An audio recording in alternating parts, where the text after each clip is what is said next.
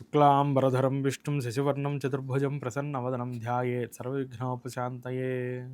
సరస్వతీ నమస్తుభ్యం వరదే కామరూపిణి విద్యారంభం కరిష్యామి సిద్ధిర్భవతు మే సదా. గురవే సర్వలోకానాం భిషజే భవరోగిణాం నిధయే సర్వవిద్యానాం దక్షిణామూర్తయే నమః. జ్ఞానానందమయం దేవం నిర్మలం స్ఫటికాకృతిం ఆధారం సర్వవిద్యానాం హయగ్రీవముపాస్మహే. ఆదిత్యాయ చ సోమాయ మంగళాయ బుధాయ చ గురుశుక్రశనిభ్యశ్చ రాహవే కేతవే నమః. హరి ఓం. భక్తి భాస్కర ప్రేక్షకులందరికీ కూడా శుభోదయం. దినఫలాలు కార్యక్రమానికి స్వాగతం. ఇవాళ రోజున 29 ఆగస్టు 2025 భాద్రపద మాసం దక్షిణాయనం శుక్లపక్షం షష్ఠీ తిథి రాత్రి 8:22 వరకు ఉన్నది. స్వాతి నక్షత్రం మధ్యాహ్నం 11:36 వరకు ఉన్నది. బ్రహ్మయోగం మధ్యాహ్నం 2:08 వరకు. కౌలవకరణం పగలు 7:09 వరకు. తదుపరి తైతుల కరణం రాత్రి 8:22 వరకు ఉన్నది. వర్జ్యం సాయంత్రం 5:54 నుంచి 7:42 వరకు. దుర్ముహూర్తం ఉదయం 8:26 నుంచి 9:15 వరకు. పునః దుర్ముహూర్తం మధ్యాహ్నం 12:33 నుంచి 1:23 వరకు. అమృత ఘడియలు రాత్రి తెల్లవారితే 4:41 వరకు ఉన్నాయి. 4:41 నుంచి లగాయత్తు. సూర్యోదయం 5:57, సూర్యాస్తమయం 6:19. చంద్రోదయం పగలు 10:46కి జరుగుతున్నది. చంద్రాస్తమయం రాత్రి 10:06 జరుగుతున్నది. దిన ప్రమాణం 12:22. ఇవాళ గోచారం హస్త నక్షత్రం 4వ పాదంలోకి కుజుడు సంచరిస్తున్నాడు మధ్యాహ్నం 1:55కి. పుష్యమీ నక్షత్రం 3వ పాదంలోకి శుక్రుడు ఉదయం 10:13కి సంచరిస్తూ ఉన్నారు. ఆశ్లేష నక్షత్రం 4వ పాదం కర్కాటక రాశిలో ప్రాగస్తమిత బుధ అంటే బుధుడు ప్రాగ్దిశలో తూర్పు దిశలో అస్తమిస్తూ ఉన్నారు రాత్రి తెల్లవారితే 5:16. ఇవాళ రోజున ఉదయం శుభ సమయం ఉదయం 6:15. అట్లాగే సిజేరియన్ నిమిత్తంగా చూసేవారికి ఇవాళ రోజున స్వాతి నక్షత్రం తులాలగ్నం ఉదయం 9:30 నుంచి 10 గంటల మధ్యలో బాగుంటుంది, అనుకూలంగా ఉంటూ ఉన్నది. ఇంకా పర్వదినాలు చూస్తే ఇవాళ సూర్యషష్ఠి, స్కంద దర్శనం, అట్లాగే బౌద్ధ జయంతి, ప్రదోషం.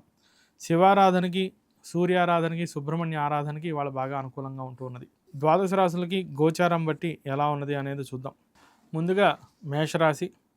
మేషరాశి వారికి అన్ని విధాలను కూడా ఇవాళ కార్యానుకూలత బాగా కనిపిస్తూ ఉన్నది. ప్రతి పనికి కూడా ఎటువంటి ఇబ్బందులు లేకుండా సునాయాసంగా పూర్తవుతూ ఉంటుంది. మనస్తాపానికి గురయ్యే పరిస్థితులు ఏర్పడినప్పటికీ కూడా అందరూ దానికి సరైనటువంటి రీతిగా పరిష్కారాన్ని మీకు చూపించడం, మీకు బాగా చేదోడు వాదోడుగా అందరూ కూడా సానుకూలంగా అనుకూలతగా ఉండటం అనేది కూడా మీరు గమనించవచ్చు. పనులన్నీ సాఫీగా పూర్తవుతూ ఉంటాయి.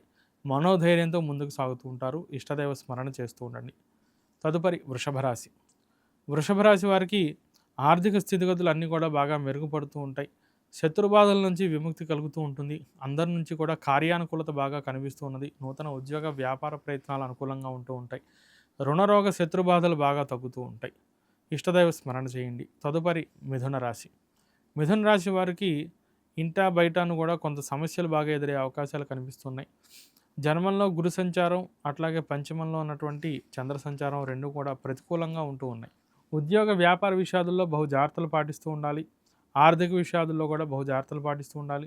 అందులో జన్మంలో గురు సంచారం వల్ల ఏ పని చేయాలన్నా కూడా సరైనటువంటి ఆలోచన చేయలేకపోవడం, బాగా మానసికంగా ఆందోళన చెందుతూ ఉండటం అనేది గమనించవచ్చు. ఇష్టదైవ స్మరణ చేయండి. అట్లాగే దక్షిణామూర్తి ఆరాధన చేయడం కూడా మంచి సత్ఫలితాలను ఇస్తుంది. తదుపరి కర్కాటక రాశి. కర్కాటక రాశి వారికి ఇవాళ రోజున కొంత ప్రతికూలత ఉన్నదని చెప్పవచ్చు. ముఖ్యంగా అన్ని అంశాల్లోనూ కూడా కొంత జాగ్రత్తగా వ్యవహరిస్తూ ఉండాలి. షేర్ మార్కెట్లో వ్యాపారం చేసేవారికి లేదా ఉద్యోగ వ్యాపార సంబంధిత అంశాల్లోనూ కూడా కొంత బహు జాగ్రత్తతో వ్యవహరిస్తూ ఉండండి. ఇష్టదైవ స్మరణ చేయండి. తదుపరి సింహరాశి. సింహరాశి వారికి ఆర్థికంగా అన్నీ కూడా బాగా అనుకూలంగా ఉంటూ ఉన్నాయి. అట్లాగే నూతన వస్త్ర ఆభరణ కొనుగోలు చేయడానికి, వాహన కొనుగోలు చేయడానికి కూడా బాగా ఇవాళ అనుకూలంగా కనిపిస్తూ ఉన్నది. అన్ని విధాలా బాగుంటుంది. అనుకున్న పనులన్నీ కూడా సునాయాసంగా పూర్తి చేయగలుగుతూ ఉంటారు. ఇష్టదైవ స్మరణ వల్ల మంచి లాభాన్ని పొందుతూ ఉంటారు. తదుపరి కన్యారాశి. కన్యారాశి వారికి కొంత ప్రతికూలత, కొంత అనుకూలత కనిపిస్తూ ఉన్నది. అన్ని విషయాల్లోనూ కూడా కొంత జాగ్రత్తలు పాటిస్తూ ఉండండి. ముఖ్యంగా ఇతరుల మాట విని ఏదైనా పని చేసేటప్పుడు కానీ, పెట్టుబడులు పెట్టేటప్పుడు కానీ కొంత జాగ్రత్తలు పాటిస్తూ ఉండడం అనేది బాగా మంచిది. ఇష్టదైవ స్మరణ అట్లాగే లక్ష్మీ అష్టోత్తరాన్ని పారాయణ చేయడం వల్ల మంచి సత్ఫలితాలు పొందుతారు. తదుపరి తులారాశి.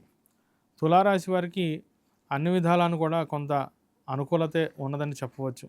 ముఖ్యంగా భాగ్యంలో ఉన్నటువంటి గురు సంచారం వల్ల పెద్దల అనుగ్రహం మీకు లభిస్తూ ఉంటుంది. పై అధికారుల నుంచి మంచి ప్రశంసలు లభిస్తూ ఉంటాయి. ఉద్యోగ వ్యాపారాదుల్లో పనులన్నీ కూడా చాలా వేగంగా సాగిపోతూ ఉంటాయి. ప్రయాణాలు బాగా లాభదాయకంగా ఉంటూ ఉన్నాయి. విదేశీ ప్రయత్నాలు కూడా అనుకూలిస్తూ ఉంటాయి. రైతులకు కూడా బాగా అనుకూలంగా ఉన్నదని చెప్పవచ్చు. తదుపరి వృశ్చిక రాశి. వృశ్చిక రాశి వారు అన్ని విషయాల్లోనూ కూడా కొంత అప్రమత్తంగా జాగ్రత్తగా ఉంటూ ఉండాలి. అయితే జన్మంలో చంద్ర సంచారం వలన కొంత అనుకూలత కూడా ఉంటూ ఉన్నప్పటికీ అన్నీ కూడా టేకెన్ ఫర్ గ్రాంటెడ్‌గా ఇది ఇంతే ఖచ్చితంగా ఇలా జరిగిపోతుందని గుడ్డిగా మనకు ఏది నమ్మద్దు. ప్రతీది కూడా కొంత విచక్షణతో 1కి 2 సార్లు పరిశీలించి చేస్తూ ఉండండి. ఇష్టదైవ స్మరణ చేయండి. తదుపరి ధనుస్సు రాశి. ధనుస్సు రాశి వారికి అన్ని విధాల అనుకూలంగా ఉన్నది ఇవాళ కూడా. అనుకున్న పనులన్నీ కూడా సునాయాసంగా పూర్తి చేస్తూ ఉంటారు. ఎవరితోనూ కూడా వివాదాలు లేకుండా అందరూ కూడా మీకు అనుకూలంగా వ్యవహరించడం అనేది మీరు గమనించవచ్చు. ఆర్థిక పురోగతి బాగా కనిపిస్తూ ఉన్నది. ఉద్యోగ లాభం, నూతన ఉద్యోగ వ్యాపార ప్రయత్నాలు కూడా బాగా అనుకూలంగా కనిపిస్తున్నాయి. విదేశీ ప్రయత్నాలు, స్థిరాస్తి ప్రయత్నాలు కూడా బాగా అనుకూలంగా కనిపిస్తూ ఉన్నాయి. ఇష్టదైవ స్మరణ చేయండి. తదుపరి మకర రాశి. మకర రాశి వారికి కొంత అనుకూలత, కొంత ప్రతికూలత ఉన్నదని చెప్పవచ్చు.